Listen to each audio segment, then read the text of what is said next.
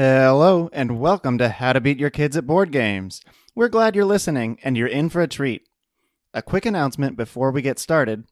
The episode you're about to hear was among the first we recorded, back when our only recording equipment was the humble Voice Memos app on the still humbler iPhone 6s.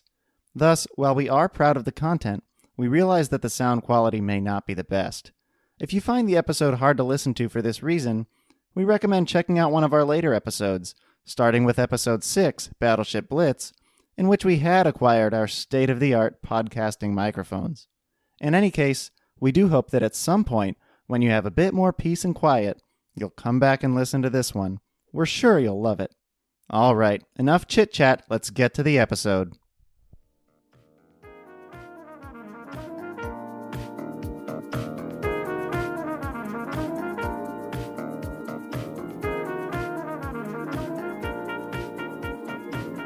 Hello, and welcome to How to Beat Your Kids at Board Games. I'm John. And I'm Dan. And today we're going to teach you how to beat your kid at Risk. Everyone's favorite game. It's the classic game of world domination, the only board game where you get to conquer the entire world. So today, we're going to teach you a little bit more about it, how to play it well, how to play it skillfully, and how to perhaps minimize your risk. I see what you did there. You get it? Yeah, you get what I did there? Yeah. While playing this game, and in order to, boost your chances of winning. So, yeah. So what are your experiences with Risk, Dan? Where have you played? My first exposure to this game was at the end of my school year, my sophomore year of high school. My teacher, awesome teacher, shout out to you, Mr. Tuttle. You're the reason I still play Risk. Basically, we just had the whole class play a big old game at the end of the year, and so we got teams of up to 4 people, kind of dictating our strategies. Tuttle would be the game master and execute the moves for everybody, the attacks, the reinforcements, all of that. Played a few more times like that, and then bought the board game and played a lot with you, John, and with a lot of our friends. Don't I know it? Probably over 100 games over the course of a few years. That's a lot of games of Risk. Yeah. Now, for me, my experience with Risk goes into a deeper, more creative vein, and I've experimented with some different rule sets that perhaps combine the rules of 2 of our favorite games, this game being one of them and the other one being Monopoly. But don't tell Hasbro. And so how about we get right into it? Okay, so for our listeners out there who, God forbid, haven't played Risk in the last week or so, Risk is a game for 3 to 6 players, although it's more fun with more players. And it's played on a board that is the world map divided up into 42 territories across 6 of the continents. So sorry, but you can't conquer Antarctica in this game. The goal of the game is to take over all 42 of the territories by using your armies to attack and conquer opposing territories that are next to yours. Each turn, players get a chance to reinforce their territories, attack other players, and move their troops around. Players can get extra reinforcements by owning more territories, owning a whole continent, or by turning in cards. And you get these cards by conquering other players' territories. Yeah, so that's about all you need to know for now. We're going to get into more of the specifics later in the podcast, or even right now, as we talk about the different house rules you can play with. So, take it away, Dan. Yeah, let's do it. So I know first what we wanted to do was be very clear about the rules that we're talking about. And we're not going to get deep into the rules or anything like that. But there are a few accepted rule sets, and we just wanted to go through them real quick and, pick one to mostly talk about, and then we'll go through the rest of the show. Yeah, so in general, there are 2 places where the rules will vary. We're not going to consider secret missions, just because Daniel and I don't have any experience with those, and generally I don't know what that is. Yeah, exactly. But they're always mentioned in the rule book as something you can do as an added little flair. But we're not going to mention those. Mainly we're going to talk about the 2 variations, or the 2 places of variation where you can either assign your territories randomly at the beginning, or you can pick them in a draft style. And then the other place where the rules can change is that for the territory cards that you get and can turn in for troops, you can have two systems. Either one system where you turn in a set of cards and you get more troops based on how many people have turned in sets of cards before you in the game. So the cards get more valuable as the game goes on. Or you can have a fixed value system where you turn in sets and say you turn in 3 soldier cards, you get 4 troops, 3 cannons, you get 8, I believe. 3 horses, you get 6. Sorry, I skipped one. And if you turn in one of each, you get 10 troops. So those are the two places where you can mix it up. Yeah. So in other words, like one system is based on how many sets of cards have been turned in, and that will affect how much this next set is worth. And in the other system, the only thing that determines how much this set is worth is what is actually on those cards. Yep. Yeah, and so for the purposes of this discussion, we're going to stick to the rule sets where you assign your territories randomly in the beginning of the game by dealing out, you shuffle the deck of territory cards and deal them out randomly, and everybody just puts 1 troop down on each. And we're going to deal with that rather than the style where you draft your territories to start, because in one, it's simpler to talk about. The draft discussion warrants a much larger, a large discussion that we are not equipped to handle because we normally play in the random style. And we can give a little bit of tips, but in general, the tactics that we'll teach you will apply either way. Mm-hmm. We're just choosing one rule set for the sake of simplicity, for the most part. Yeah. We'll also be choosing the fixed set, the fixed card values where it depends on what's on the card, because we feel that in this case when the card value scales, it kind of polarizes the game, and the game becomes way more about the cards than about a lot of the tactics and nuance that we can discuss if we use fixed card values. So we're going to those are just kind of the reasons why we chose this rule set. Mm-hmm. And we will touch on strategy with the scaling cards later in a bit. But yeah, for the most part, we're going to talk about the fixed cards. Mm-hmm. Okay, so I think that's it about explaining our rule sets. So now we have the first part of the game, which is assessing the board. Right. So, Dan, walk me through. Like, you've just gotten your cards dealt to you. You put your troops down. What are the first thoughts that are running through your head as you look at the board?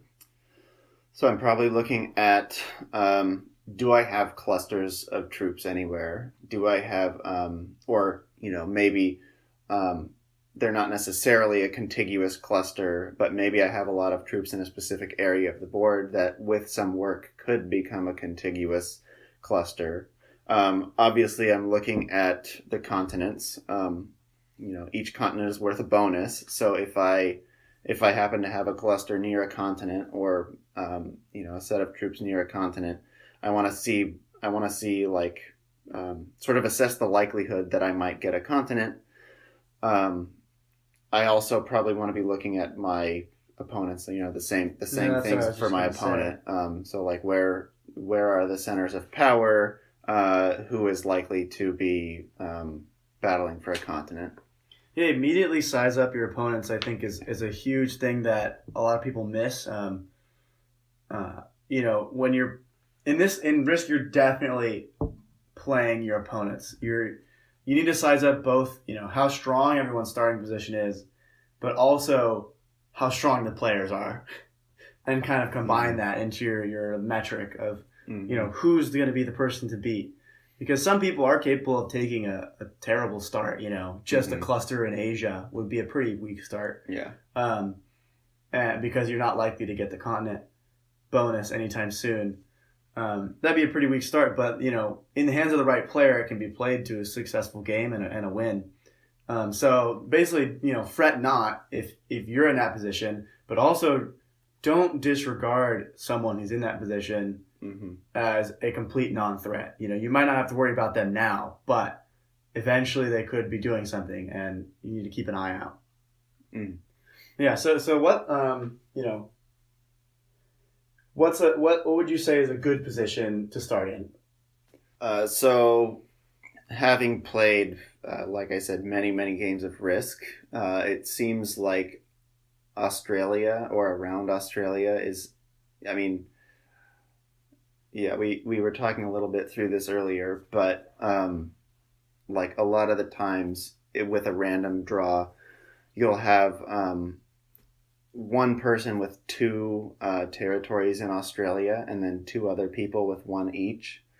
And for that person, it's relatively easy to capture the Australia continent bonus. And then you only have 1 point of entry, which is Siam, or Siam to Indonesia, yes, I believe. And so you kind of just have this corner of the board where like you're pretty well insulated, and at the same time you get a nice continent bonus of 2 troops right off the bat if you can secure it early. So Australia seems like a strong point. We've talked about like South America. In terms of what makes a continent a good or a bad, I guess a good or a bad starting point. You want to consider obviously the troop bonuses, but maybe even more than that, you want to consider like how easy it is to defend your continent, and also like how many, the position you have relative to making things happen in the game. So we'll get into that a little more. Right. I'll let you take it from here. Yeah, and so that's that's a good start, and often when you have a good start, you start with 2 or 3 territories out of a small continent. That's what I would consider a good start. You're likely to get South America. You're likely to get Australia, for example, and get your continent bonus and kind of get off to an early advantage. Now, in the case that you have a poor start, like now say you've really been kicked around by random number generation, and you get 3 territories in North America, and then you get 1 in Africa, the rest of them are just scattered around. And I think that this is like a much more interesting situation because it's much less clear cut what you should do. North America is a big continent. Say you only have 3 territories in it. That's not a majority even. That might be more than any other player has, but you still have a long road ahead of you to get this continent. And right. So deciding what to do then is a lot harder. And that's kind of what we want to talk about today, are these situations where, the correct choice isn't so clear cut. And so I would say, in my opinion, I think that, the North America start is actually a very interesting but very playable one.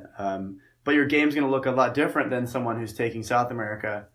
You might start off with putting trying to consolidate, get rid of all your territories that are, or not get rid of them, but just basically don't worry about your territories that aren't North America. Start slowly amassing troops, taking 1 territory at a turn, hopefully, so you get a card, and then eventually working towards a continent, but you're not in any hurry. So I guess what I'm trying to get at is that every starting position has a strategy.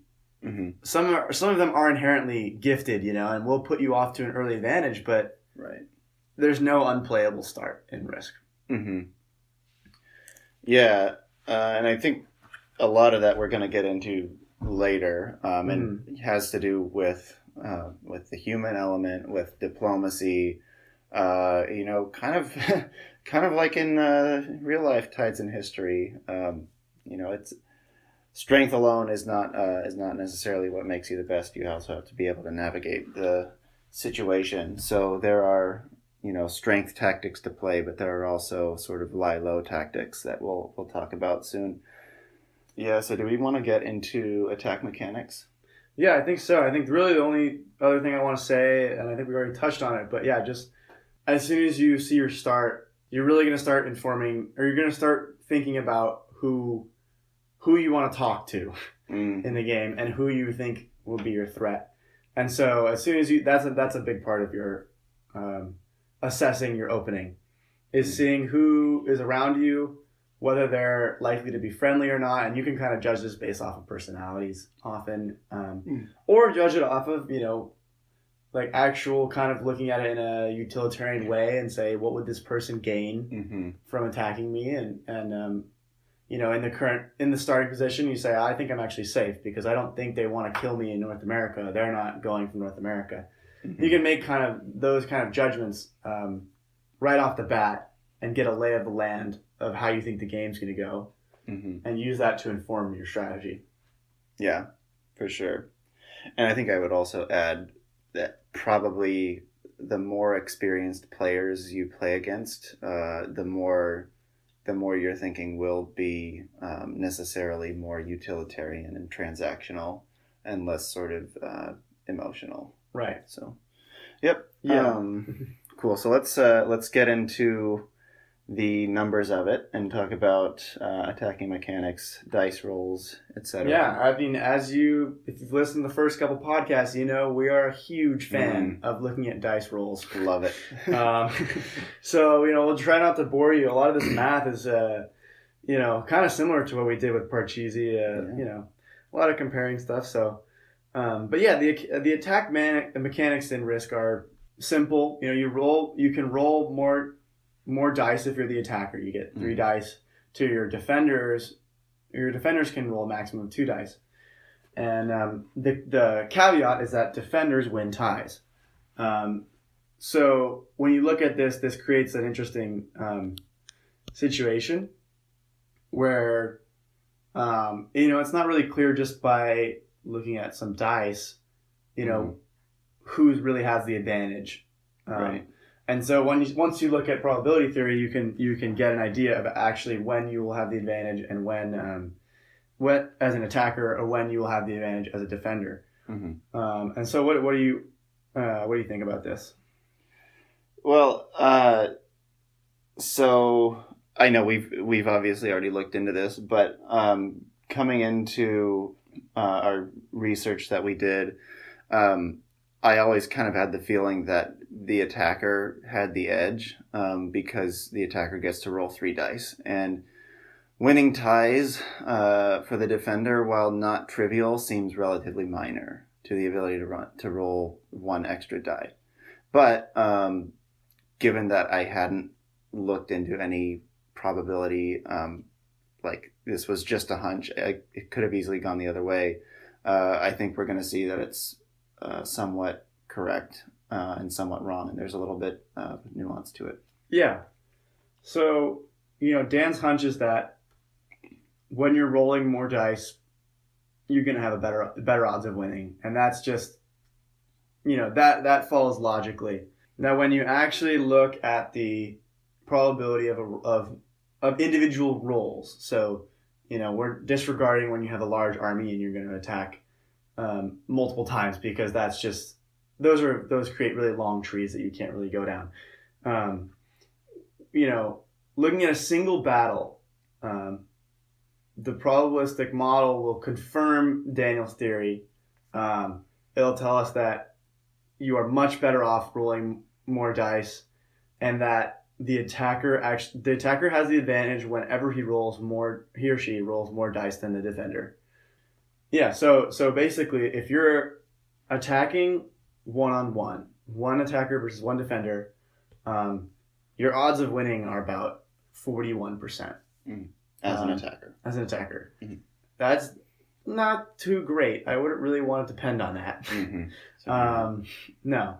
And so when you attack with 2 troops on one defender, on one roll of the dice, your chances of winning and killing the one defender is 58%. Now, in that case, even if you don't win, you only lose 1 troop, and you can potentially attack again. Right. However, it might not be in your best interest to do so, because you will have the lowered odds, right? You'll have 41% chance again. So, it does get a lot better, and it even gets more closer to 66% when you're rolling 3 attacking dice against 1 defending die. Mm-hmm. So it does come pretty cleanly into the attacker's favor when they're rolling more dice. Right. Do you happen to have the figure on 3 versus 2? Yeah, so there's a very handy paper written by Garrett Robinson of MIT. Ooh, Massachusetts Institute of Technology. Exactly, and he has done some analysis of risk, and so what he has come up with, and he says that when the attacker rolls 3 dice and the defender rolls 2 dice, 37% of the time, the defender will lose both troops. 29% of the time, the attacker will lose both troops. And 33% of the time, both players lose 1 troop. Okay.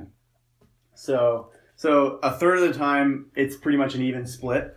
But a little bit more than a third of the time, the attacker will win completely. Yeah. Interesting. Okay. Yeah. So that's what happens in a single battle.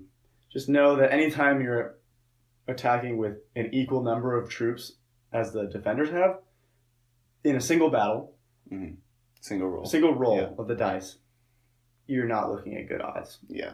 You will probably lose. Yes. Yeah. You should expect to lose. Yeah. It may be worth it in very dire situations. Right, exactly. But, and we'll talk about a few quote good reasons to do certain things later, to go out on a limb and do something. some heuristics that'll help you analyze when to make a move and when not to make a move. Right. But knowing, you can't have these heuristics without knowing what the probabilities are like. Exactly. Yeah. So and now we can talk about the situation where it's a bigger battle. Say a stack of 15 attacking troops attacking 10 defending troops. And again, we go back to the same paper where our friend Garrett has done all the work for us. Oh yeah. Running Monte Carlo simulations, which, essentially run all the way down the trees of how this dice game could go. And tells us who's more likely to win, an attacker with 15 troops or a defender with 10.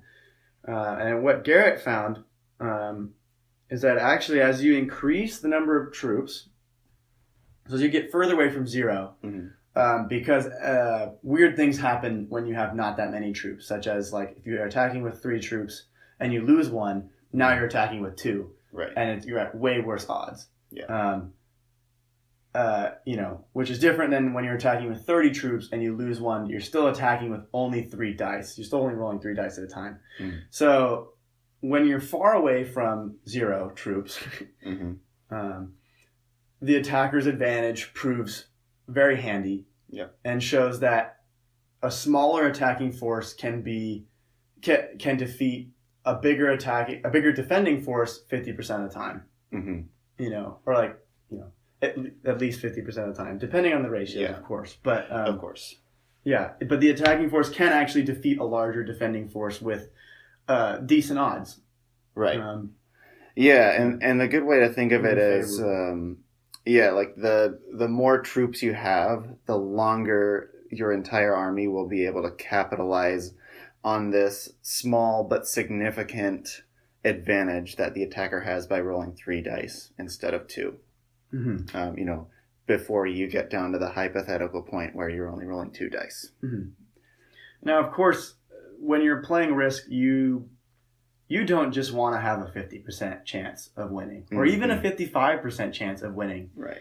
You want to be very sure that you'll win. If you're going to put 30 troops or 20 troops into something, you want to be very sure that you're going to win, and you want to be very sure that you'll be in a good position afterwards. Yep. And so I won't take any credit for this. I found this on a competitive Risk forum years and years ago, and I've been using it ever since. It hasn't really, driven me wrong, but it's referred to as the 1.5 times rule. And the idea is that you always want to bring 1.5 times if your opponent is defending with, say, 8 troops, you want to bring 1.5 times that many troops for the attack. So you want to bring 12 troops to attack 8. And this is just a generally safe guideline to follow that will, both ensure your victory and keep you safe afterwards, while not, overestimating the number of troops you need. Because obviously you want to be efficient. You don't want to use, 30 troops to do the job that 15 could do, because you can put those other troops to use somewhere else. But you do want to be safe, and you don't want to leave yourself open to a counterattack. Right. All right, and something I just thought of too. We'll talk about the end game later, so maybe we should just save that for then. But when you're talking about just 2 players on the board, your decision on whether to attack with 50% odds is going to be very different from if there are 3 or more players on the board. Right. Because of the number of troops you'll end up with and the relative states of your opponents. But we'll get into more of that later. Well, and a simple way to just think about it is that if there are 5 players on the board, when 2 players fight, those 2 players lose and the other 3 players win. They're like, relatively. Right. Those 2 players that are fighting both lose troops. You can't gain troops through fighting. You only gain troops through reinforcing, which is why you fight. So you have an incentive to fight. You can benefit through fighting. But in general, if you waste too many troops on fighting, the other 3 players will have more troops than you relatively and will be able to, build a stronger position than you. So a big part of the game is not wasting troops. And that's why you want the 1.5 times rule, because you want to be, like you said, you want to be fighting with 3 troops as much as you can, because that's the most efficient way to use your troops. It's going to lead to the least losses. Right. And that's very, very important when you're playing with 5 other people or 4 other people that can attack you at a moment's notice. Yeah. And you only have one source of reinforcement, and it's what you get every turn. You're fighting against 4 sources of reinforcement. So if everyone wanted to, they could kick your booty. Oh, yeah.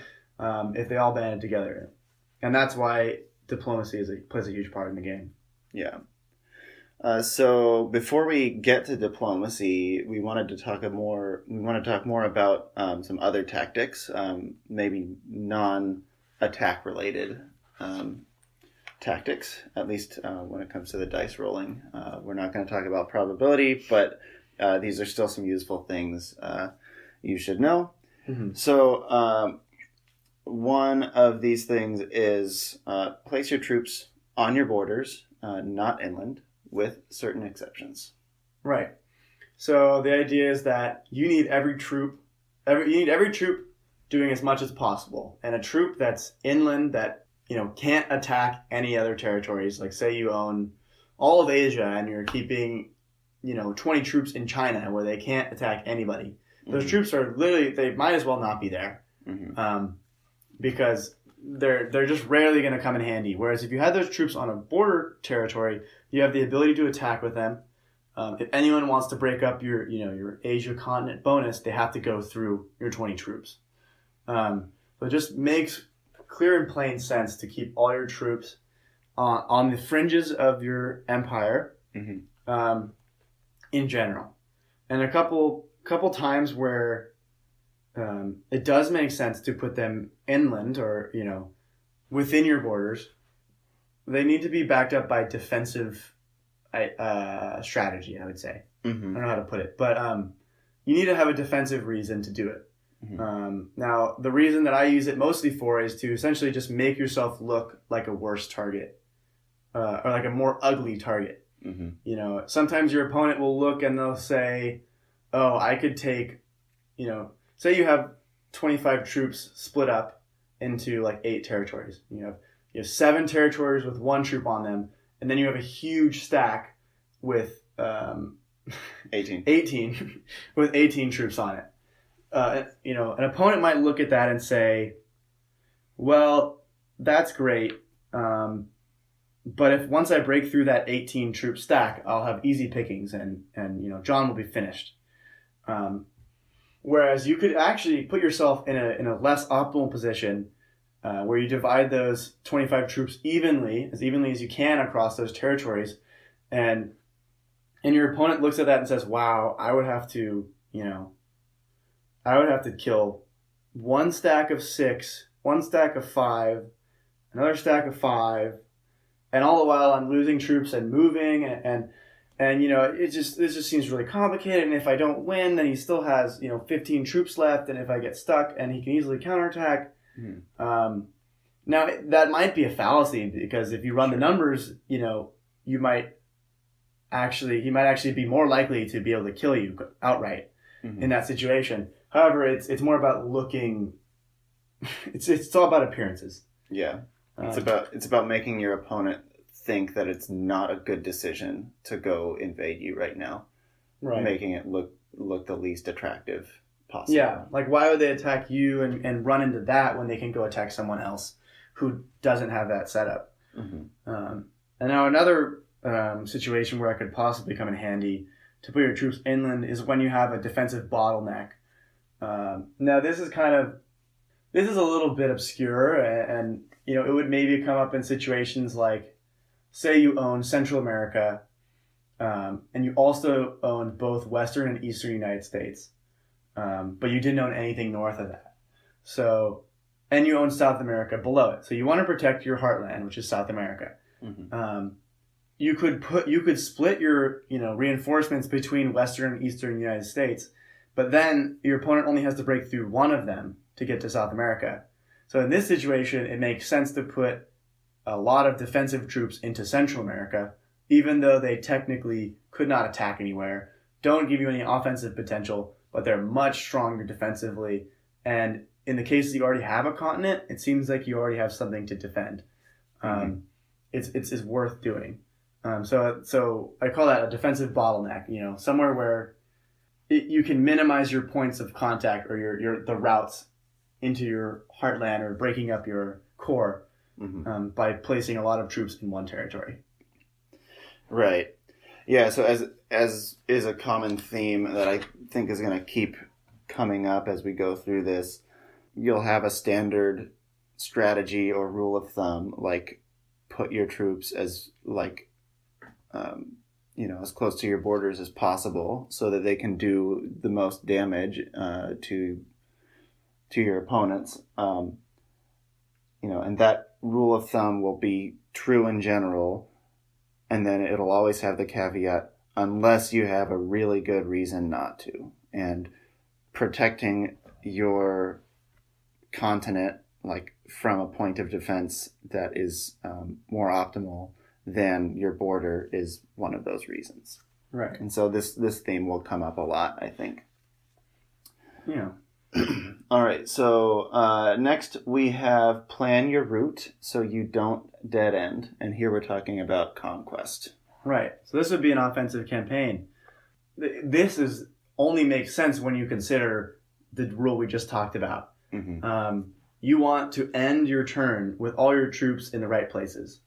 So if you are going in to take Africa, you have a huge stack of troops and you're going to easily mow down Africa, but you plan your route poorly so that all your troops end up in Madagascar at the end of the turn, well, you're probably not going to hold Africa for very long if you do it that way. Now, obviously, there's multiple points of entry into Africa, so this is not a perfect example, but, it's possible to plan your route to where you go into the Congo first, then you go to South Africa, then you go into Madagascar, then you go into East Africa, and boom, now you're up near your borders. Now you're up by the Middle East, you're up by Europe, where people will be attacking you from, and you have your whole stack of troops still. So it's definitely possible, in a lot of cases, to plan an optimal route. And sometimes it'll be obvious. Most of the time it's obvious, but there are times where if you're not careful, you can end up with all your troops in Argentina when you really need them to be in Central America defending you from someone in the north.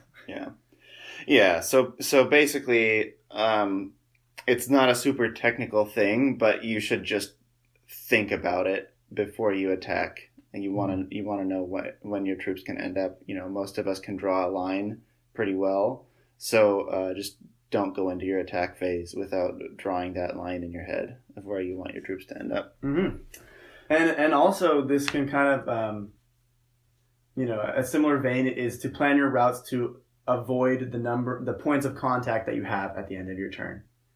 So if you can minimize the points of contact at the end of your turn, where you can place all your troops in one territory, and that's the only territory that someone can attack, you'll be in a great spot.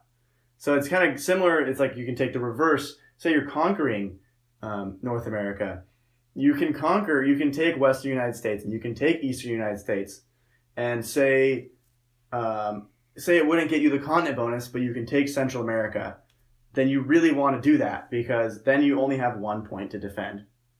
So you push up your border so that your border is only one territory instead of two. Right. In this case. Okay. You might even be overextending in this situation. Right. But it's better than having a split. Because they have to go through more than one territory. They can't just a bigger stack. They can't just, for example, go around your big your big stack of troops and take all your ones like they maybe could if you were not at a bottleneck like Central America. Right.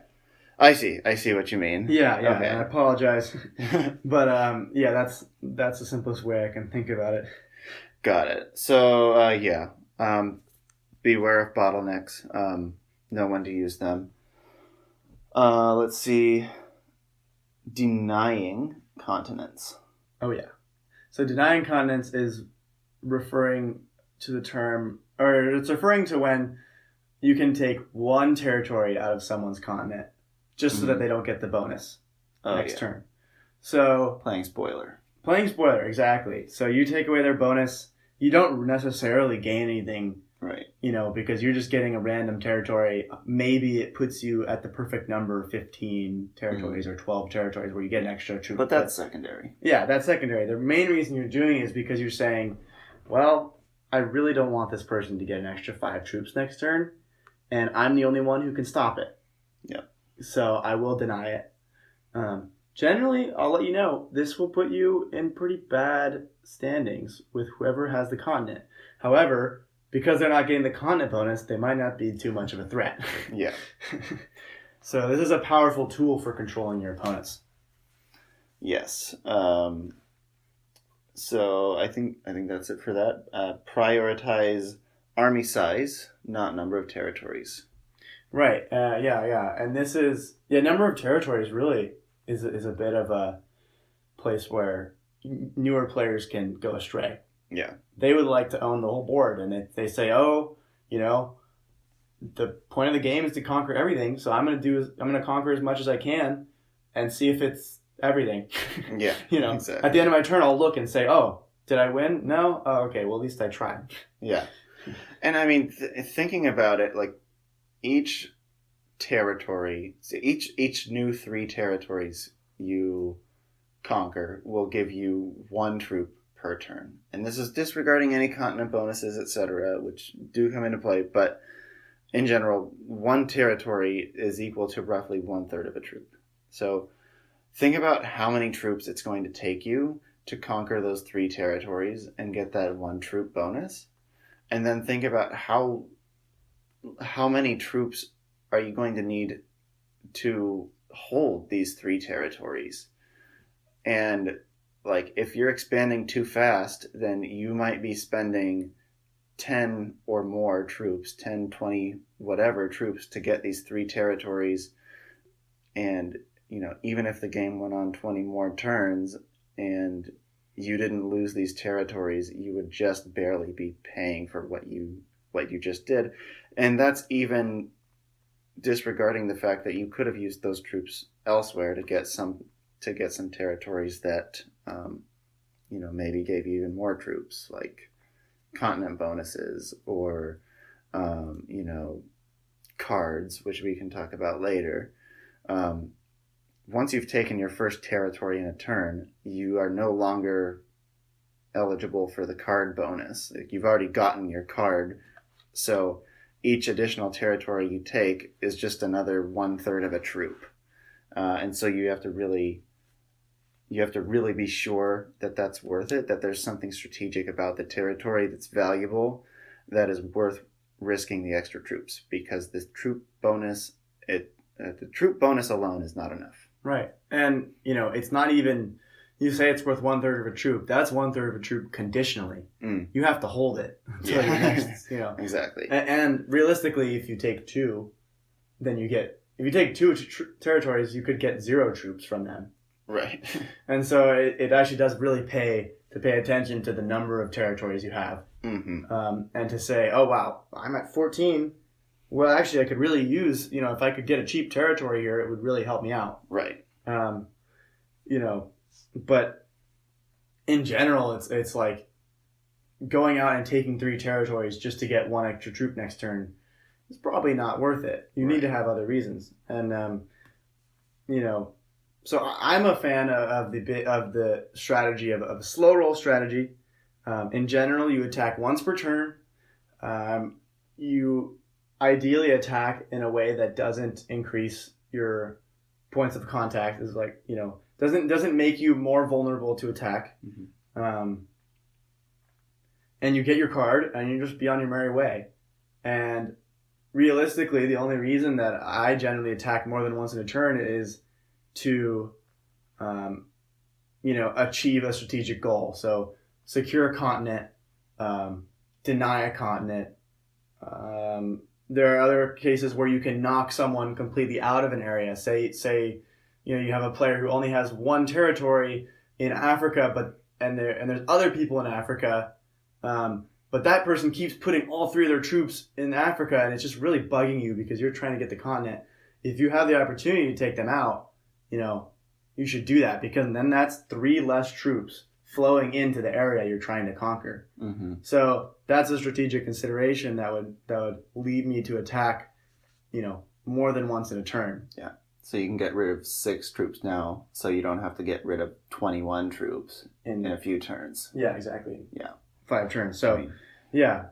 So it can be, and also, another reason to do it would be if you're actually completely annihilating an opponent. Like if you're taking someone out of the game, that's great in itself. That's 3 less troops flooding. Well, that's 3 less troops flooding into the game, which actually is not necessarily a good thing. If you're in a losing, if you aren't in a great position, sometimes you want someone else putting troops into places that can help balance things out for you. We can talk about that later. But mainly you want to be the one who kills other players because you get their cards. Yeah. Especially if it's earlier in the game. And that can be huge early in the game. Yeah. So basically we've been talking about reasons you should attack beyond this one attack per turn that gets you the card bonus. So obviously the troop bonus is the 1/3, or if that conditional troop bonus is not enough. But things like securing a continent, eliminating a player from a game, removing a player from an area that you are interested in are all good reasons. We also had a 4th one here, clearing a path for your opponent. Oh, yes. Which and this one is a little very, saucy. Very devious.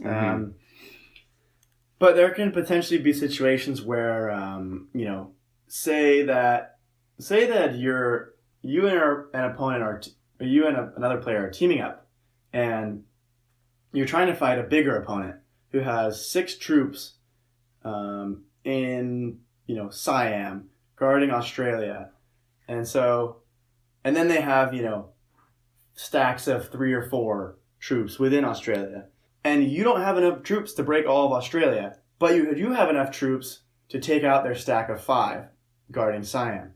So you can do kind of tricky stuff where you just take out your opponent's stack of 5 and pave the way for your ally to come in and take the rest.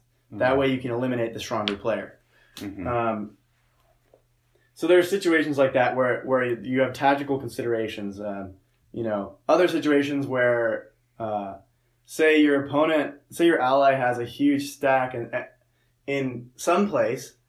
This would be a little bit harder to visualize. So say your opponent has a huge stack in the Western United States, but they also own Central America, and they have one troop there, and your opponent, your ally, wants to attack into South America, but they can't attack their own territory. They can't attack Central America because they own it, so they can't move their stack quickly through to take South America this turn. But if you can help them, and if you can capture Central America and leave a single troop there, you can pave the way for your ally to bring their huge stack. They can take out your territory. That's fine. No big deal. It's one troop. Yep. And you probably got your card from taking Central America. Yeah. So they take their huge army and they go kill whoever's in South America. And, for whatever reason, that was the goal of your alliance. Right. And basically, you use these kind of tactics to achieve a goal. And you need to make sure that goal is going to be favorable to you. But that's a separate topic. Yeah. Yeah. So we'll talk a lot about alliances later. So don't worry, more on that. So we touched on this a little bit already, but knowing your opponent's state is also an important tactical value.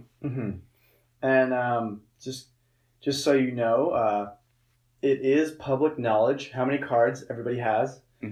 So if you have a stickler who's trying to hide their cards, just puts his cards in like one nice neat stack where you can't tell if it's 1 or 5. Right. Yeah. Legally, they have to show it to you because theoretically you should know.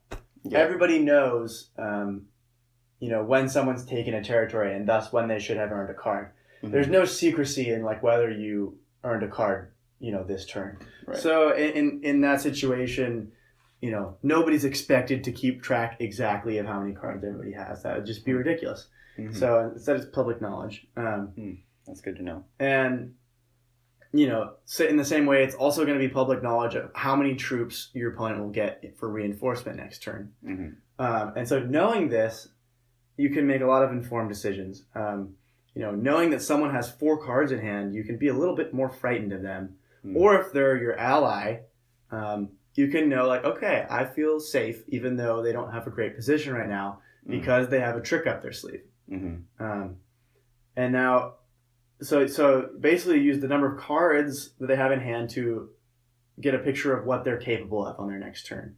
So whether you want to piss them off really depends on how many cards they have.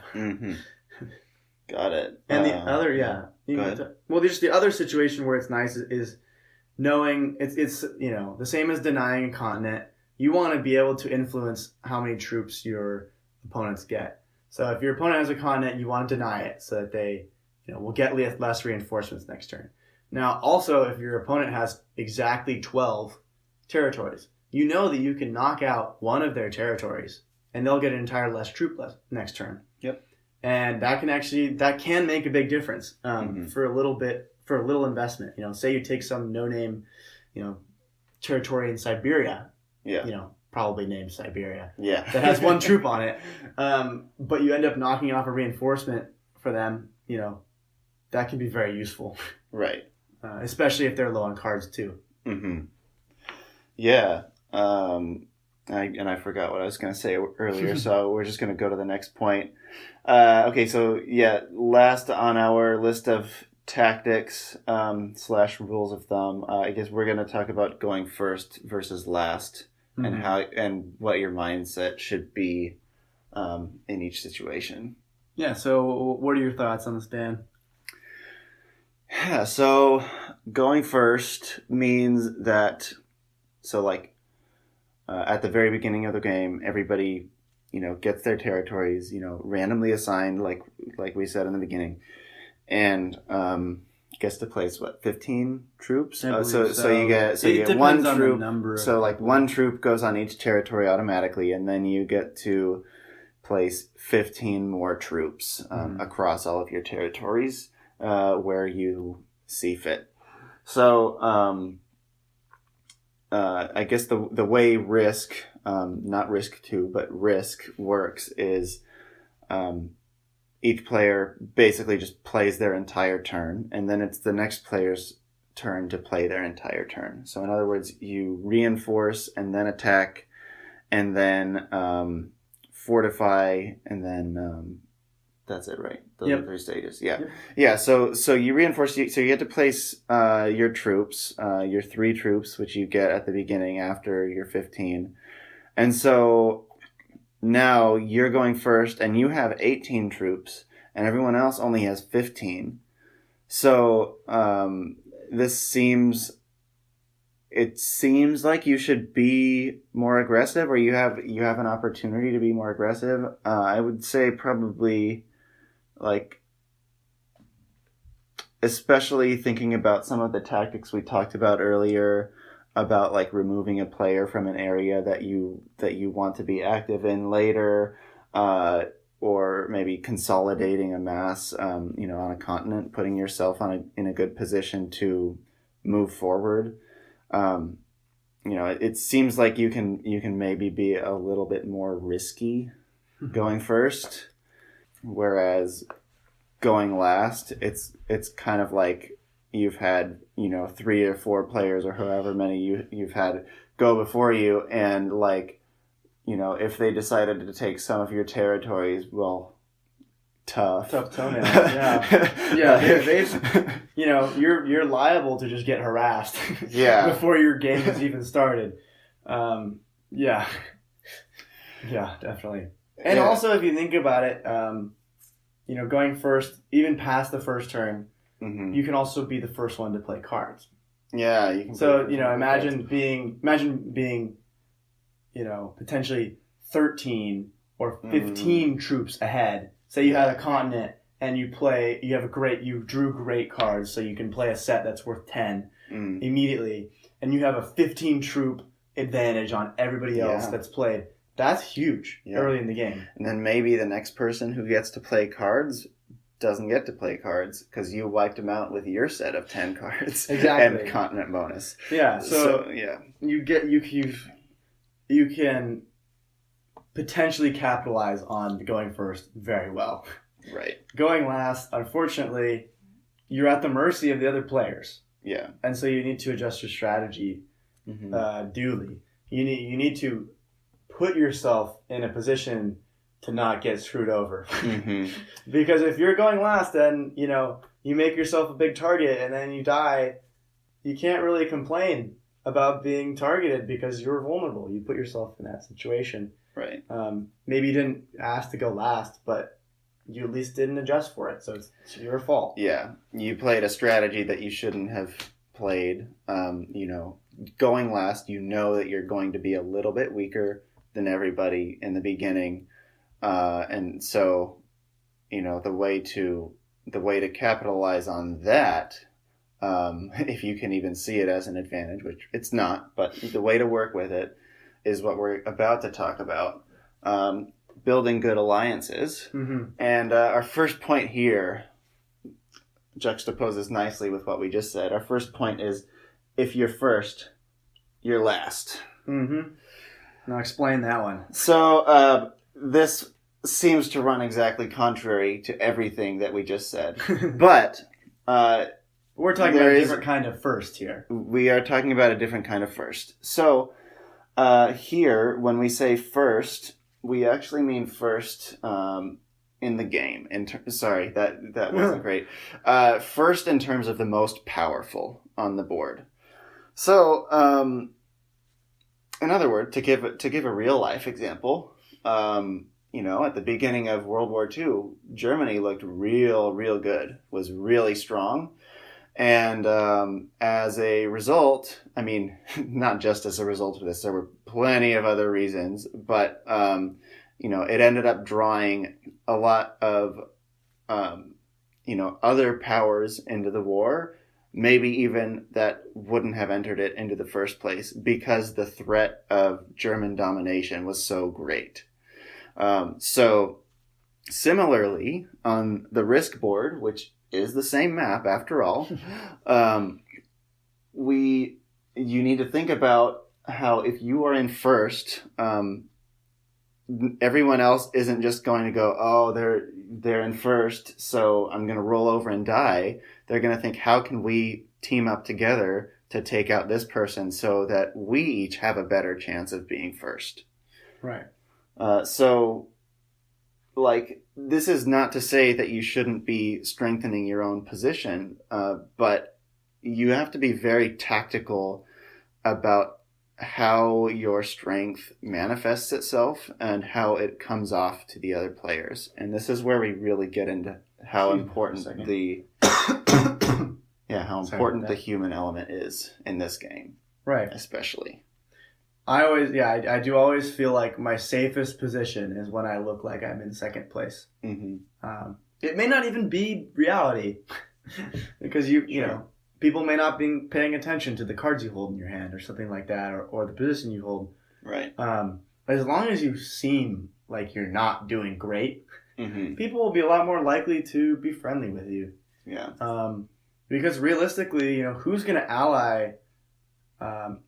You know, I guess newer players or someone might be, you know, willing to ally with the best player on the board because they think, oh, this guy's so big, he can protect me.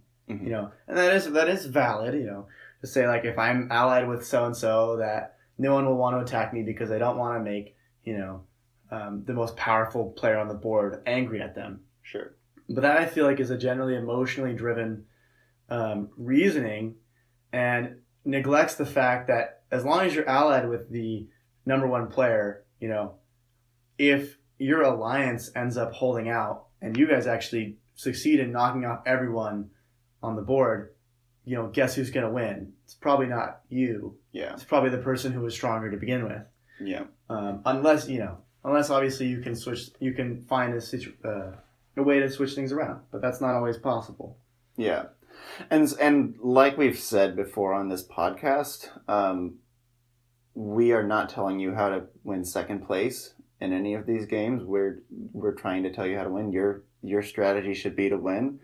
So, you know, at least in our view, when it comes to Risk, when, you know, whether you come in second place or fourth place, you still kind of lost. I mean, right. in this sense, if you ain't first, you're last. So we're having a lot of fun with that phrase. But in all seriousness, you know, allying with the strongest player when you're a very weak player is something that will, you know, maybe reliably get you to second place, but will not reliably get you to first place. Mm-hmm. And so that's why, you know, we recommend a little bit more of a complex situational conditional strategy. Yeah. And it's also going to explain to you, say you are in the strongest position, it's going to explain to you why no one wants to ally with you. Yeah. Because they don't want second place. Exactly. So don't expect any handouts if you're in first place. Right. If you're playing with experienced players, they're going to recognize that you're a threat, and they're going to look at their position. They're going to say, well, you know, if I ally with this guy, I'm going to lose. Mm-hmm. I'll make it to the end, but I'll lose. And they won't do it. Yeah. So in the case where you're not the first player, though, how do you go about choosing your allies? So, I think it depends on a lot of things, obviously. But I think it depends on their relative strength.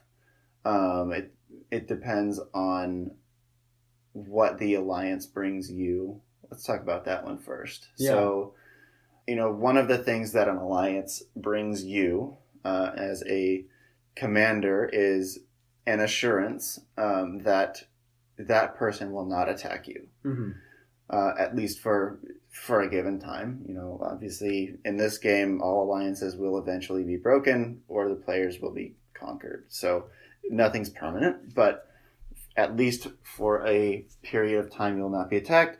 So it makes more sense to me to ally with people that are closer to you on the board, probably share a border with you so that you can concentrate your... It's basically pushing out your border in a way. Maybe that's not the best way to put it. But, you know, you eliminate your border points. So if you ally with somebody who shares a border with you, you don't have to worry about that border anymore. You can put your troops on other borders, have a more focused effort elsewhere. and get more bang for your buck when it comes to your troops. Yeah, and so like it works out mathematically that these alliances will work out, will be in your favor because, imagine that, you're getting 5 troops per turn. There's another player that's also getting 5 troops per turn, but there's a third player that's doing really well, and they're getting 9 troops per turn, or something like 8 troops per turn to make it a little more nice. But if you and this other small opponent are using your 5 troops, to fight evenly between both of your opponents, right? You're going to send 2 of your troops to go fight one opponent. You're going to send 3 of your troops to fight the other opponent. But guess what? They have 8. And so they're going to be able to outnumber your 3, and they're going to be able to outnumber the other person's 3. Basically, when you split your troops up, you're not really going to be able to deal with any of the threats, or you're not going to be able to deal with all of the threats because you're outnumbered troop-wise. Now, when you ally with the other smaller player, now your combined troops count 10. You're combined putting 10 troops on the board, which means you outnumber the third player who only puts 8 troops on the board, and you can overcome that player while not really giving anything up, because you're still gaining territory. You're still slowly amassing troops. You're actually probably losing less troops because you're fighting less. It's just generally mutually beneficial for you two to pool up your points, basically your reinforcements, to deal with a larger threat. Right. And again, like, this is probably going to be temporary. Like, once the balance of power shifts, we might see a shift in alliances too. We might see the breaking of alliances, which we will talk about. But yeah, at least an alliance might not be permanent, but it can gain you valuable time. It can gain you a more focused war effort. You will not win a game without an alliance. Because that's just generally true. Other people in the game will ally. Yeah. And they will be stronger because they have the combined weight of 2 players going against 1. Right. It's just not going to add up for you. Yeah. Yeah, exactly. Okay. Yeah. So next we talked about reducing border points. Let's talk about making alliances, to use your words, with people who don't have their shit together. They haven't gotten their shit together. Nope. And, that can be a great person to ally with, because, one, they're not a threat to you yet, even if they break their word. And they stand to gain a lot from your alliance. So it'll be very easy to obtain an alliance with someone who is trying to put together a large continent. Someone's trying to put together all of North America, and you're sitting down in South America, and you just say, "Hey, dude, you want to just call it even, and not attack each other?" And they'll be like, "Oh, hell yeah," because that lets them focus on conquering the north, the north of the continent, and they, get to save their limited troops for what they want. It fits all their goals, right?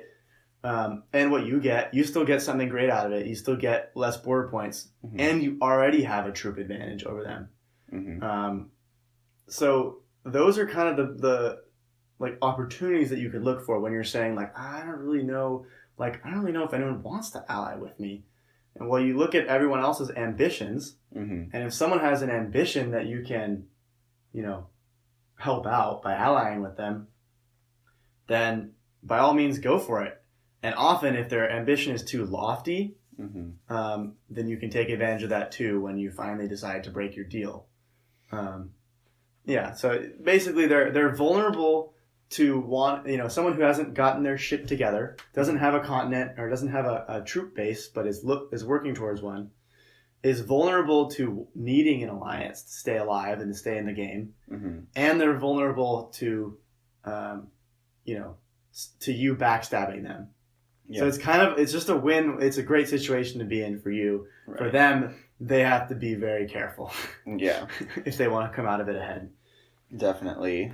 That brings us to when to backstab your opponents. Yes.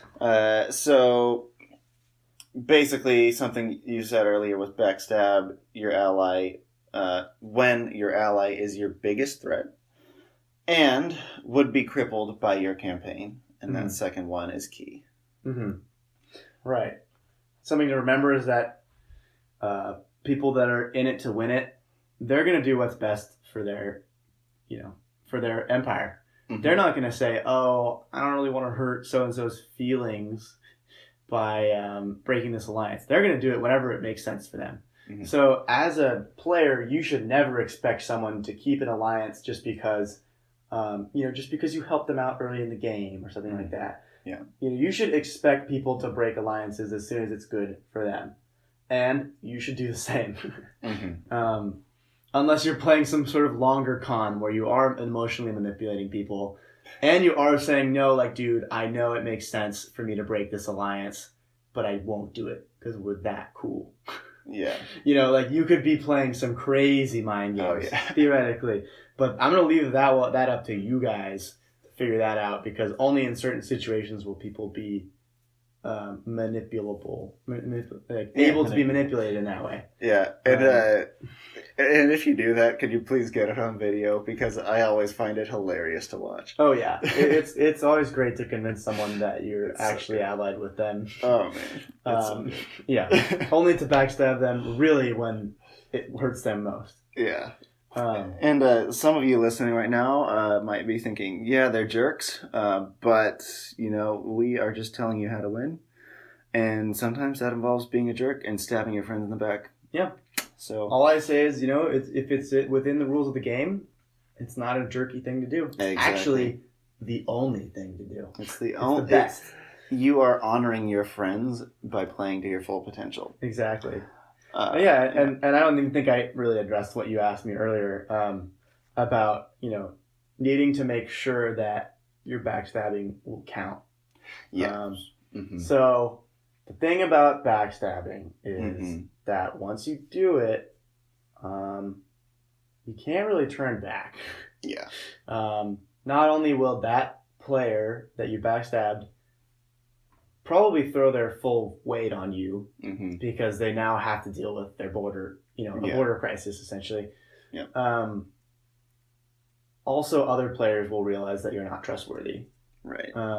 So good luck making alliances with anyone else on the board too, or anything other than like a very frail alliance where it's obviously just like what we were saying earlier, where everyone breaks the treaty whenever it's good for them, and that's like hardly an alliance. So yeah, you have to know that you have the chance to completely destroy this person's like engine, their core and their ability to fight back. Right. Because otherwise, it's not really going to work out for you, or you're going to have a really tough time for the rest of the game.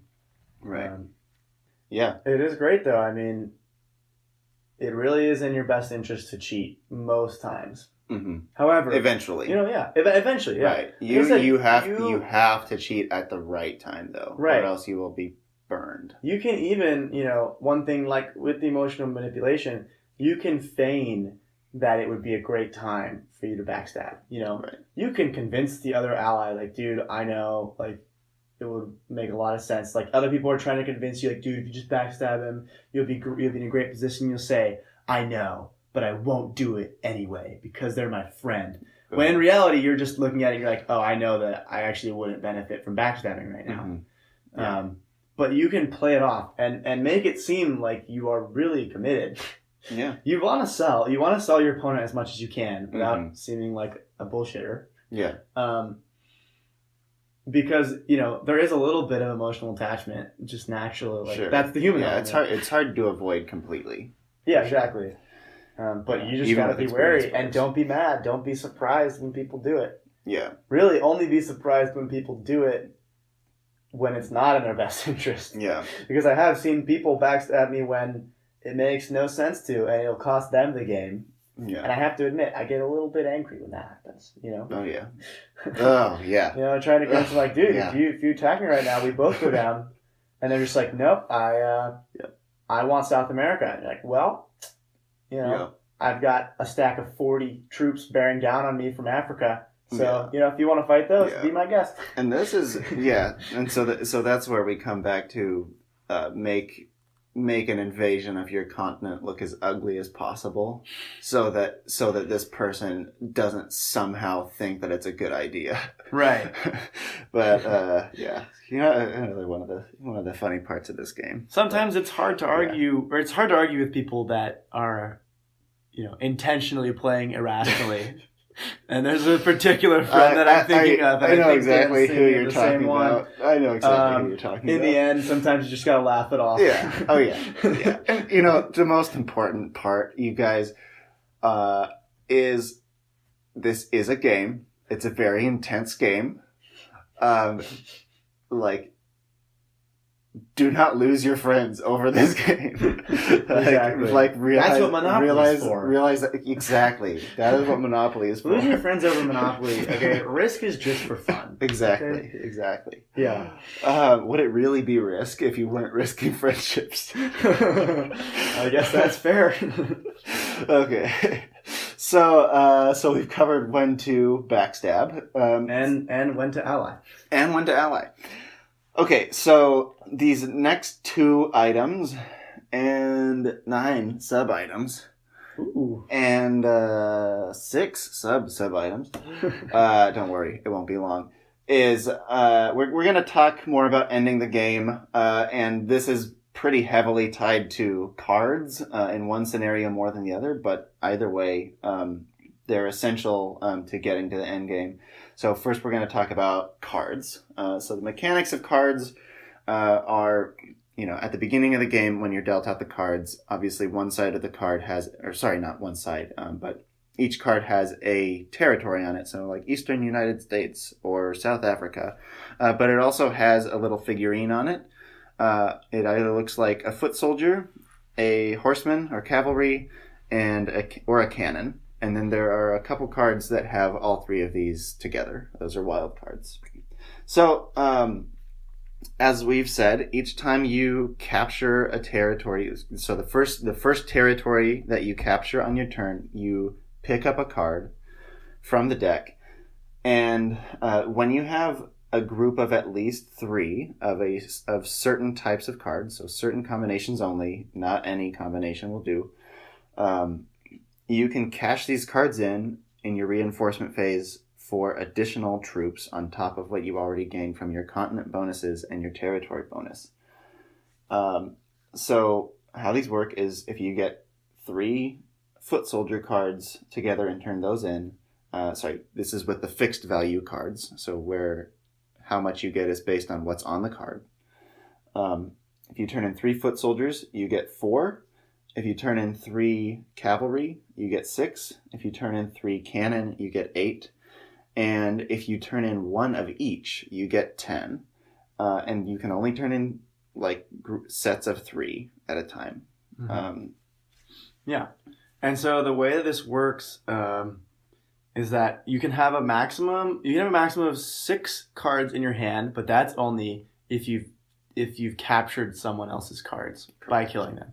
Normally, you can only have 5 cards in your hand. Mm-hmm. And the way that the cards are set up, you're actually guaranteed to have a set of 3 if you have 5 cards in your hand. Mm-hmm. Because, it's complicated to explain. But yeah, you'll have a set if you have 5 cards. We passed the probability section already. Yeah, exactly. We're done talking probability. So, yeah. Now, with cards, obviously the soldiers aren't worth very much if you turn them in on their own. But if you turn them in as a wild card, as one of each, a soldier, a horse, and a cannon, you can get a lot more from them. So, the logical conclusion is that you should hold on to your soldiers. Maybe not hold your horses, but necessarily, but you should definitely hold your soldiers as long as you can to see if you might be able to turn in 1 of each. If you say you have 3 soldiers in your hand and you turn them in, and then your next 2 cards are a horse and a cannon, you probably feel like a dunce. Yeah. Feel like and this also makes sense. Not that you'd want to, hold the soldiers because because you have such a large chance of getting, a cavalry and then a cannon. The chance really isn't that big. Things would have to go pretty well for you to still put together one of a kind. Sure. Or one of each. But generally the strategy with cards tends to be to hold on to them. Right. Because cards in your hand can be a bit more scary than cards that are already played. And you want to talk about that a little bit? Yeah. So, I mean, when you play your cards, the jig is up. So let's say you did have 4 soldiers in your hand. If you play your cards, that's 4 troops on the board. People see the 4 troops, they plan accordingly, whatever. Meanwhile, those 4 troops, are probably not doing much for you in the way of defense or, they're mostly defensive troops anyway. You probably can't launch a new campaign with just 4 additional troops. Maybe, but if you have 4 cards in your hand, because like the general strategy with cards is to hold them. Sorry, that was a little bit circular. But if you have 4 cards in your hand, your opponents have no way of knowing, does he just have a crappy set of cards, or does he have a big set of cards and he's just waiting for the right moment to capitalize and play them? And if it's the latter, then I have to plan around that, and I have to make sure that my territories aren't vulnerable if and when he decides to do this. So if you keep your 4 cards in your hand, you might draw your opponent's resources away from their optimal strategy because they're worried about this potential threat. So as long as you keep the threat alive, you're doing good.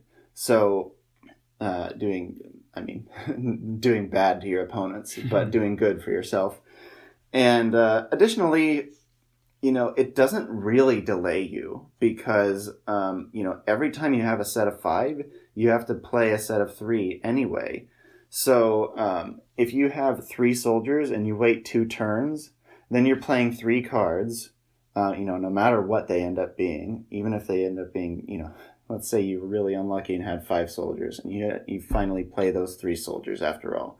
Now you have 2 more cards, and so you potentially have another set next turn, and you definitely will in 3 turns. And, if you would have played those 3 soldiers at the beginning, when you first got them in your hand, you would have completely eliminated any sense of threat that your opponents feel. And it could take you up to 5 turns to get another set of cards. Whereas if you hold on and wait to play them, then you're guaranteed to have another set in 3 turns. And that way you can plan much more efficiently. Right.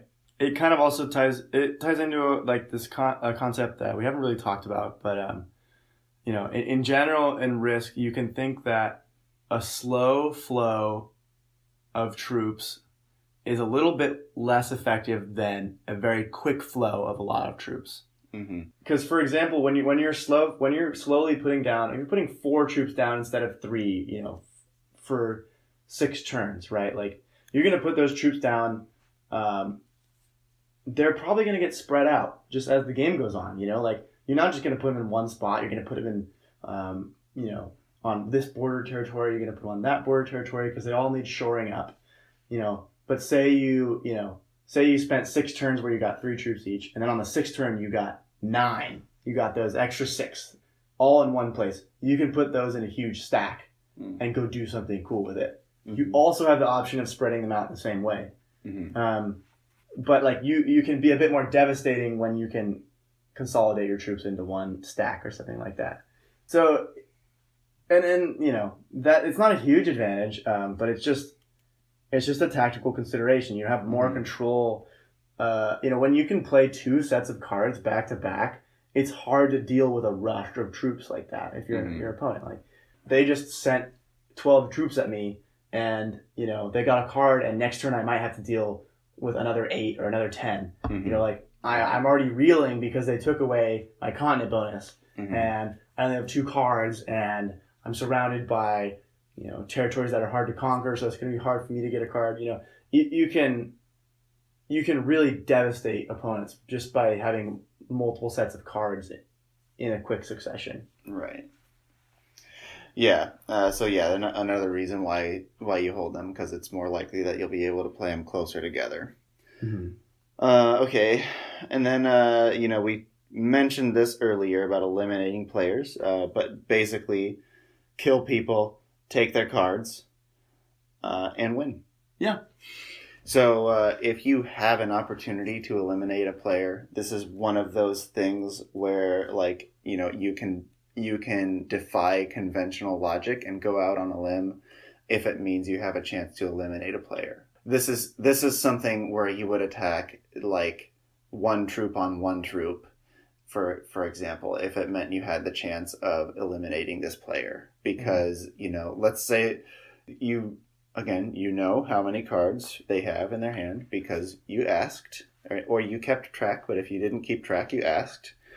And, let's say they have 3 or 4 cards in your hand, then this is a pretty big potential payout if you can make this happen. Move your troops off your border, maybe overextend a little bit, take that extra territory, even if you already have taken them and gotten your card, because cards lead to, or can lead to such concerted deployment of troops, it's definitely worth it, at least strongly considering. Yeah. And there's a couple things to think about, and that a lot of times it's worth doing because if you don't do it, your opponent will do it. And you don't want them getting those cards. Now, also, you really don't want to make the mistake where you don't have enough troops to get the job done. If you put your opponent near death and can't finish them off, that is an awful position to be in. Yeah, this is because guess what? Your opponent, you're the next person who goes gets to kill them and take all the cards, and you get nothing for your efforts. So be sure that you can kill your opponent. But the idea is that when you have a set of cards to play of your own, you will have enough troops to finish the job. Yep. So that's where it kind of flows neatly into itself. So you play your cards, you get a bunch of troops, use it to finish someone off. Take your spoils. Ideally you go from having 5 cards on your turn, you play 3 of them, then you have 2. Then you go kill someone, you get 3 of their cards, or possibly 4 of their cards. Then you're back up to the same number of cards that you had last turn, and you've taken all this territory, and you just have more troops on the board that other people will have to fight off. Yeah. It's just such a big swing in momentum that you really can't ignore it. Right. And you can't allow other players to get it, without at least trying to stop them. Yeah, definitely. So this is, again, in the case where cards have fixed value. Right. So we said we would come back here. So briefly, let's talk about scaling value for cards, and how strategy will differ, if at all, from with fixed values. Mm-hmm. Yeah, so just a quick refresher, scaling cards, the first set of cards, I believe, gets you 4 troops. Mm-hmm. The second set gets you 6. I think it goes up by 2 until 12, and then it goes to 15, and then it goes 20, 25, up by 5 from that. And that's however many sets have been played by anyone in the game. Yeah. So not just you. So basically, as the game goes on, the cards get more and more valuable. This can lead to some pretty crazy situations where, you can be a player with 2 territories, and everyone else owns a ton of the board. But if you have 5 cards, you can actually be in a great spot. If you have 5 cards and you're going to play 3 of those cards for 60 troops this turn, you can do something real special with those 60 troops, potentially. Oh, yeah. So it completely changes the game, and that's a little bit why we didn't want to discuss it, was because, in the end of the game, getting 5 troops per turn from North America doesn't really compare to getting, potentially 60 or 70 troops every 3 turns from cards. Like you can get 15 troops every 3 turns from a continent, or even like 21 from Asia. That's still nothing compared to 60 or 70 from cards. Yeah. So like a lot of the game kind of ceases to matter once the cards get up to those high stakes scenarios. Yeah, and this is something that is totally unique to the scaling card variation, right? Because you never get. Yeah, I mean, yeah, you have card values that are similar to continent bonuses in the fixed variety. Yeah, and so like really the only, I mean, it's funny because. I wouldn't necessarily call it different because we're just going to re-emphasize something we said earlier, but it just becomes even more important to hold your cards. Yeah. When you're playing with fixed value cards, there are still times where it's useful to play a set when you only have 3. If it can secure you a continent, if it can, if it can meet one of the criteria that we talked about earlier when you're deciding when to attack, or that it gets you something useful, you can still play a threat or a set of cards when you only have 3. When you have scaling cards, playing a set of cards when you have only 3 of them better get you a kill, or else you're in big trouble. When you have no cards, you're a sitting duck. Yeah. Someone's going to take over. The card values will scale. By the time you get your next card set, the game might be over. Yeah. Yeah, that makes perfect sense. So yeah, I mean it even almost makes sense, like, you want to be the last person to play your cards, if you can help it, if you can still be alive by then, as a general rule. Okay, so we've touched on this already, but ending the game. Mm-hmm. Or really maybe more aptly put, end game scenarios. Mm-hmm. Okay. Right. So like by this point, we've talked about a lot of things. So during the end game, there are like 2 or 3 players left, maybe 4. We're going to not really talk about the 2-player scenario because there it's mainly a brute force thing. I mean, you still obviously want to use the tactics that we talked about when it comes to figuring out where to attack and where to put your troops, but because there's no diplomacy element, it just becomes a game of chess between 2 players. I wouldn't even call it chess because there's not a huge opportunity to outsmart anybody.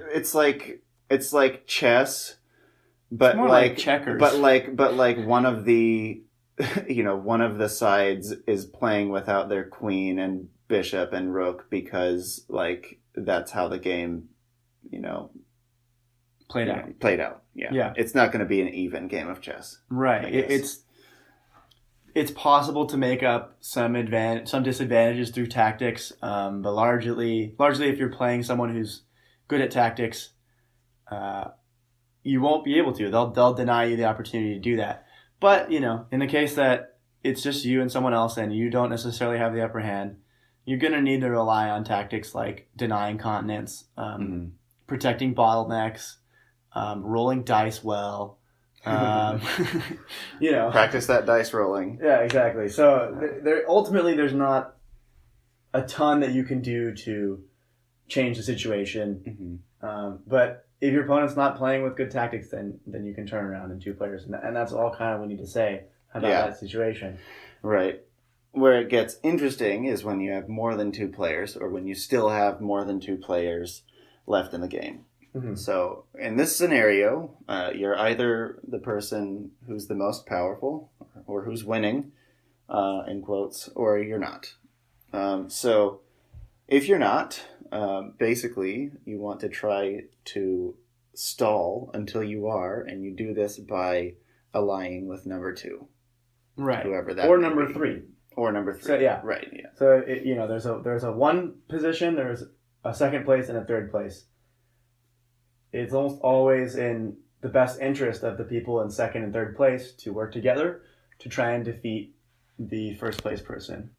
Because you can imagine that both the strongest player and the second strongest player would have the ability to kill the third player if they so chose, but it would possibly lose them the game because the other player would counterattack or something like that.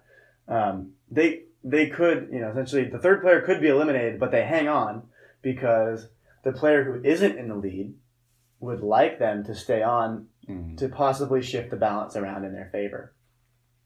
And so I guess at this point, having this weaker player around is more valuable than gaining their 3 cards or whatever. Right. Turn. Just because of probably because of the sheer number of troops on the board and the large swaths of territory. Well, and because you might gain potentially 10 troops through cards, but you'll probably have to spend more than 10 troops to take out the third player. Right. So you might be running at a loss. And until you can play the cards that you got from killing the third player, you just have you have very few troops on the board relatively because you've just expended a lot of troops to conquer someone and you haven't been able to replenish yet. And then the person who's probably in a stronger position gets the opportunity to cripple you. Right. So it can put you in a very dangerous position as the second player to try and take out the weakling of the group. Mm-hmm. In most situations, it's not going to be helpful to you. Right. So we've talked about this a little bit, and that it can kind of lead to almost an infinite loop where the worst player and the middle player team up to take down the top player. Eventually, the top player becomes the worst player, and the worst player becomes the second player. Yeah, or something. Yeah, in this example, the first player becomes the worst player. The worst player becomes the second player, and now the second player is the most threatening player on the board. And then the cycle just repeats because the two lower players, when they work together, have the power to defeat the first. But once they start to do their job, then there's essentially a new kid on the block or a new new bully on the block. Yeah, which is a shifting power dynamic. Right. And so it can kind of lead to these situations where if you're not careful, the game can go on for very long. Yeah.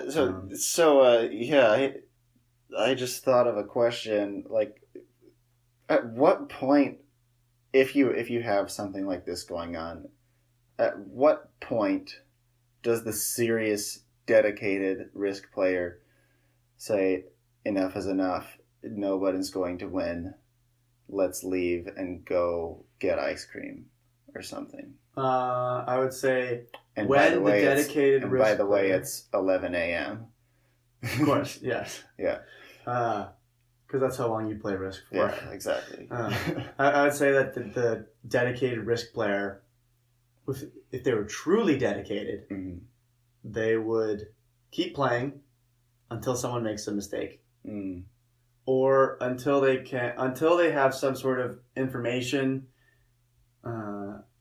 You could potentially have an imbalance in cards that might just show up from time to by random chance shows up. You have a wild card and one of a kind. So something like that shows up where you think you're going to have actually a great troop advantage soon, and that other players are low on cards. Essentially, you just bide your time and you look for opportunities because they will show up. People aren't perfect. They will leave weak points. And the dedicated Risk player says, I don't quit. I'm going to wait until there's a weak point that I can exploit. And until, or until I have enough luck that I feel good about this. Because, for example, there could be there's obviously fighting going on between the three players. Say one turn, the fighting just goes really well for someone. That could be enough to throw the game off. To gain a chance. It could be enough to throw the game off enough to where a conclusion is reached. Yeah. So, I would say it seems like an infinite loop. However, in practice, there's enough randomness in the game to where it will end eventually. I would seem to think that, I mean, I guess it depends on how how big of a swing that randomness gives you. Because most of the time, randomness over time means that you're going to get closer to the mean. But I see what you're saying. See, but that's one interpretation. But however, randomness over time means that over time you'll have instances where you actually go very far from the mean. Right.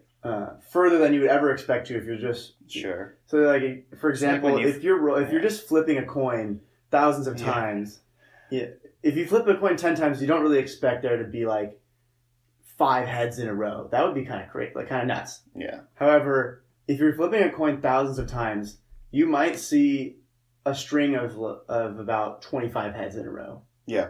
Right. Just because you're repeating it so often that you know that unlikely things will happen. Yeah. So in a game like Risk, you just want one of those unlikely things, something really unlikely to happen, could happen eventually, and make the game. Yeah. Yeah. And it could, after the game, say you somehow had statistics on who had the best dice rolling, who lost the most troops, even though there was that crazy event at the end of the game that allowed someone to win. If you looked at the statistics, you'd see that everyone rolled about the same. Everyone rolled about the same, just when at the literal most important time of the game, maybe. The die was cast in this person's favor. Right. And so I guess you could run into a scenario where like this whole game of skill and diplomacy and grit, in the end was decided by luck. And for that to happen, obviously you need very skillful play by all the players involved. Like you said, as soon as someone makes a mistake in that situation, everybody's going to have the firepower to capitalize on it, or at least the next person in the game is going to be able to capitalize on it. And so, yeah, perfect play. Even still, with a good roll of the dice can with can poor be dice enough. rolling skills, you can lose any game. Yeah, especially Risk. Dice rolling skills, exactly.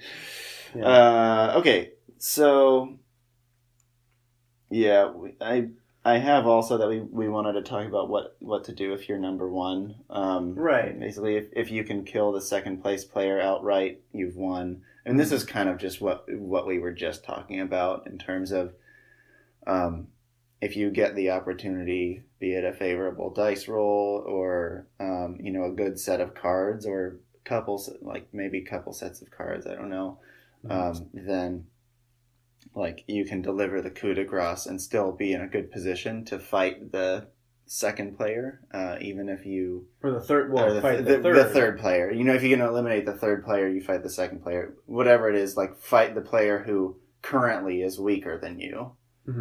And as long as you can do that without being too overextended, like that will vastly increase your chances of winning, even if you're slightly weaker than you were before, in my opinion, because it leaves the door essentially shut for like a chance outcome to determine the outcome of the game. Yeah, and another way you can think about it is that when you're if we think about this in the way we've been thinking about it, where there's kind of two teams going on, the team of the player on top and the team of the other two. The team of the other two doesn't really have an opportunity to end the game. Right. If they take down the top player, then the teams just shift. However, if the top player has the opportunity to land a killing blow. Right. Because if they are able to take out one of the two teammates, they win. Right. Or in the right way, of course, without leaving themselves too open, they win. So it's essentially taking turns to see who will land the killing blow. Now you're doing well. Can you finish it? No. Then you're gonna drop down again, and someone else is gonna get a chance to land the finishing blow, and eventually the person in first will be able to land the blow, right. or by some extreme stroke of luck, one of the other players will. Yeah, that would be amazing to see. Right. Okay, so I think that is pretty much it. Yeah, that just about does it for us. I mean, I hope we haven't taken up too much of your time here on this podcast. Saying that's it was an understatement. Yeah, exactly. We were afraid, we may have to break this one up into 2 sections because we're running about an hour and 40 minutes here just talking about a children's board game.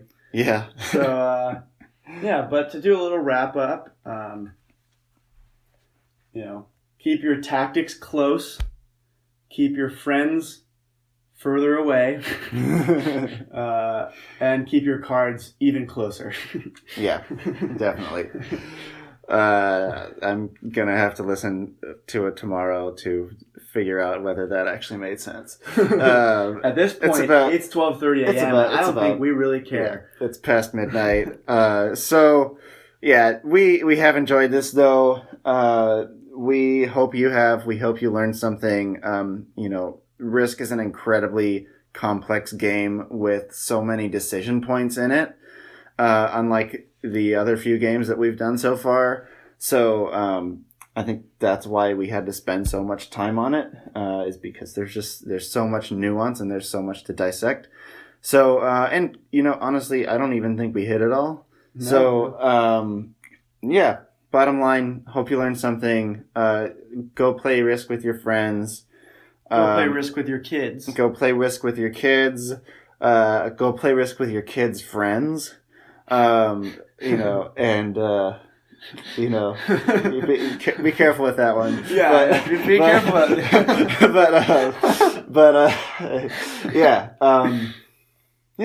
Go out there and have fun, and we'll see you next time. Thanks, everybody. Have a good night. Signing off.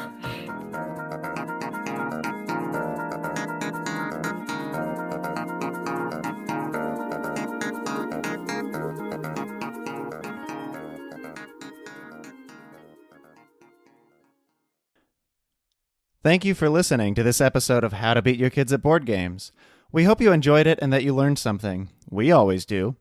If you like our show, please tell your friends and be sure to rate or review us wherever you get your podcasts. Find us on Facebook, Twitter, and Instagram by typing our acronym HTBYKABG in the search bar. If you have questions, comments, feedback, or suggestions for games you'd like us to cover, we'd love to hear from you. Please email us at htbykabg@gmail.com or message us on social media. Thanks again for listening, and we'll see you next time.